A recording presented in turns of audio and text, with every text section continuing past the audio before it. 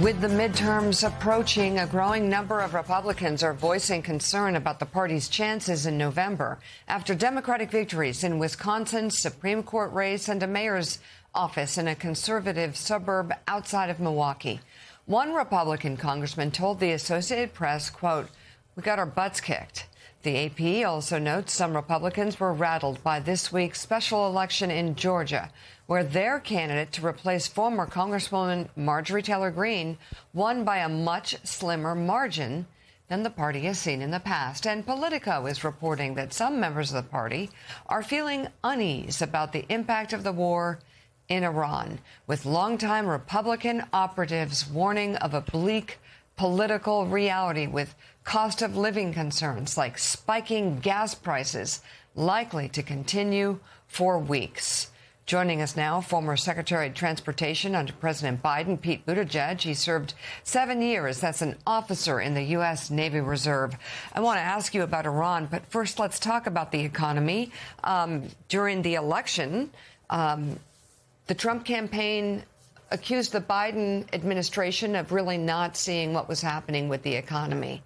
Is the same thing happening now? It seems like there's a rather large disconnect between the president and his friends, I'll just say it, who are doing very well and painting things in gold, and the rest of the country. Yeah, there's clearly a huge disconnect between the kinds of people who can pay the $1 million entry fee to Mar-a-Lago, the kinds of people who can put millions of dollars into the building of a gilded ballroom at the White House for the president's fancy dinner parties, and everybody else, from my neighbors in Michigan to the people that I'm meeting on the road. I would also say, though, there is something parallel to past times when there's been economic pain, but there's also something very different. And the thing that's very different is usually when you see something like inflation, you see an administration doing everything they can to bring it down. Sometimes they succeed, sometimes they don't, but they're doing everything they can to drive costs down. Right now, we have an administration doing everything they can to drive costs up, and it's across every category of the economy. Prices at the grocery are higher because of the tariffs, about $1,000 per family. The cost of food is going up because of what's happening with fertilizer. Energy bills are up because they're killing clean energy and all kinds of energy generation and transmission projects. And of course, gas is up because of the war in Iran. So it's not just that they're failing to get the cost of living under control in this country. It's that in case after case, every single turn, they are finding ways to actually drive it up because for them and their friends, it doesn't matter. They don't care. So I asked this question just now of Governor Moore, and his answer, a question I'm going to ask about what's happened this week, and his answer was one that you hear from a lot of people, which is, we're used to Donald Trump. Donald Trump, he says so many crazy things, and he said so many crazy things in the last 10 years. It's hard to rank one as worse than the other. There is a feeling among a lot of people, though, that this week we reached some new place between the Easter Truth Social post and the threat to obliterate all of Iran's entire civilization on Tuesday. Luckily, that has not happened. But for a lot of people, it's like this is different, some categorically different. It feels different. And because the stakes are so much higher, war and peace are on the line. Right. What do you think? Have we crossed the line? And if we've crossed the line, what are the implications of that in terms of the president's, not just his strategy, but his sanity? I think it was F. Scott Fitzgerald said that going bankrupt is something that happens gradually, then suddenly.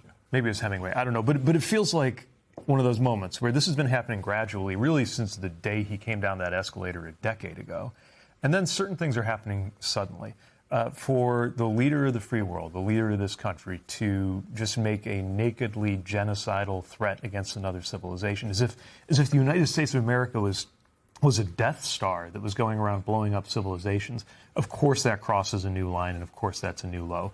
I think the really important thing to remember is that the effects of that kind of thing will outlive Donald Trump. Long after he has departed the scene, the collapse in trust, not just affection for the United States, but trust in the United States. And it's very important that not just allies, but frankly also adversaries that we're negotiating with when we're making a peace deal or some other kind of deal, that they have a level of trust that there is stability in the United States. And while maybe a lot of people wrote it off, the Truth Social post, or any of the other stuff he said, it's just bluster, it's just Trump being Trump, the reality is that the whole country is being judged even though most Americans don't support him anyway.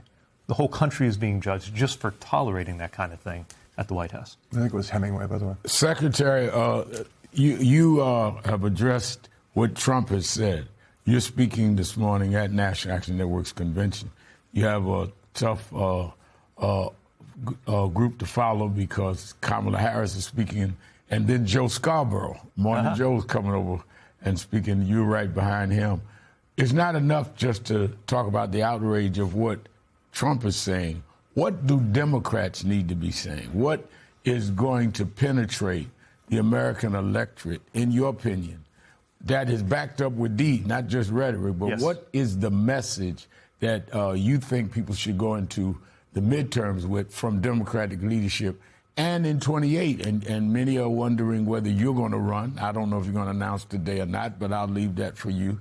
But what is the message? It's not enough to say this guy is off the wall. Where's the message that resonates with the American voter? That is so important. I think that's everything. And the message is your everyday life could be better. It's not just everything that this president and this administration are doing wrong. It's what you're missing out on because of that and what will happen if we do it right. If you have people who actually are making your cost of living lower, making sure that we're building more energy resources so that your power bill goes down. People are making sure you get paid more, making sure in this country that one job is enough. And with things that are coming our way, not just because of the political catastrophe that's underway, but just because they are, like artificial intelligence companies this week telling us that they've completed models that they are so afraid of that even though they're in a cutthroat competition, they're not releasing them.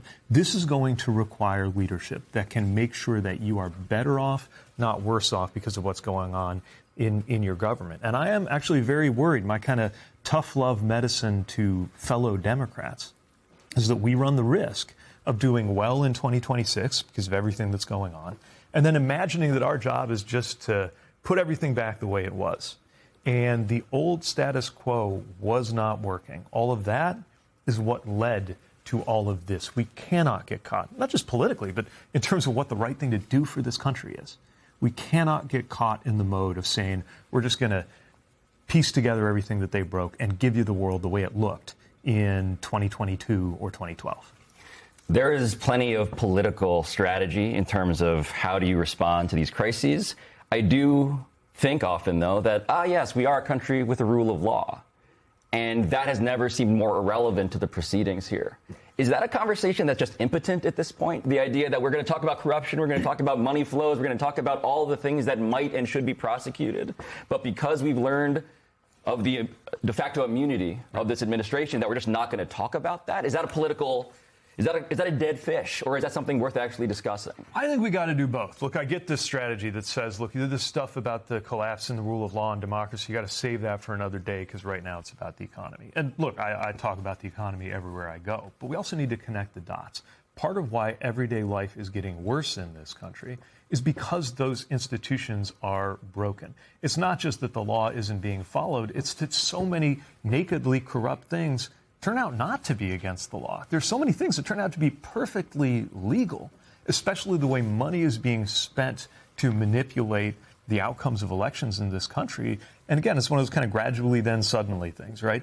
We have accepted this for so long that we may have forgotten that it doesn't have to be this way. But it definitely doesn't if we support the kind of reforms that will keep us from being in this situation ever again.